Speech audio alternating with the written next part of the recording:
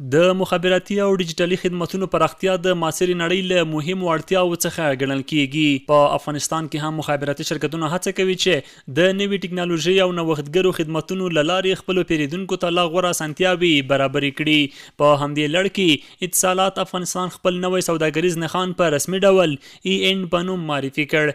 د شرکت مسؤلین وایي دا بدلون د یوې نوې مرحلې پیل دی چې موخه یې په افغانستان کې د ډیجیټلي او ټکنالوژیکو خدماتونو پراختیا او د نوښتګرو حل لارو وړاندې کول دي. نن ورځ د اتصالات نوم تجارتي نښه او رنګ په رسمي توګه باندې EN ته واړول شو چې له نن ورځې وروسته به اتصالات د EN په نامه سره پیژندل کیږي.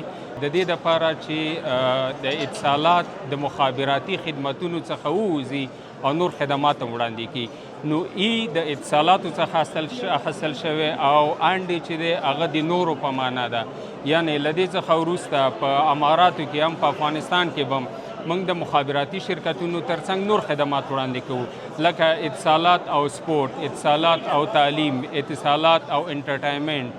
د مسؤلینو په وینا د نوم له بدلون سره به د شرکت فعالیتونه هم پراخ شي او هڅې به چټکې شي څو خدمات د هیواد لیرې پرتو سیمو ته هم ورسیږي.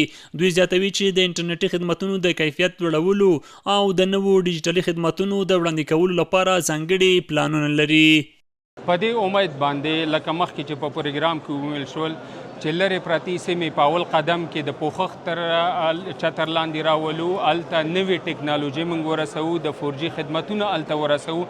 البته دا ټول د اترا د محترمې ادارې په همکارۍ او د هغوی په لارښوونه باندې ترسره کیږي.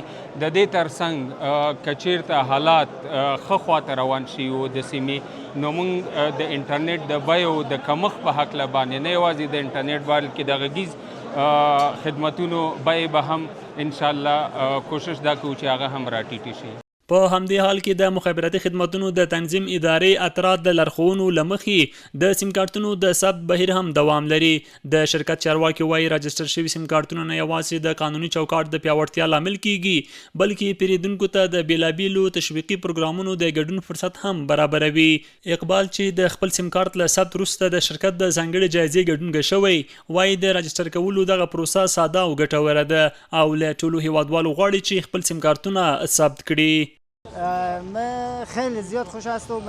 سیم کارت خود رو رفتم لاجستر کردم، برای من تماس گرفتن که شما یک جایزه پرولا شدید. از مردم تقاضا دارم که سیم کارت های خود باید لاجستر کنن.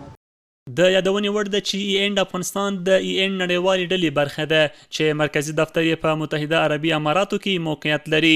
دغه شرکت په 2000 کال کې په افغانستان کې خپل فعالیت پیل کړی او دا مهال له 2 میلیونو څخه زیات فعال پیرودونکي لري. د شرکت مسؤلین وایي په تیرو کلونو کې په هیواد کې له 400 میلیونو ډالرو زیاته پانګونه کړې او د مخابراتي او ډیجیټلي خدماتونو د پراختیا لپاره خپلو هڅو ته دوام ورکوي.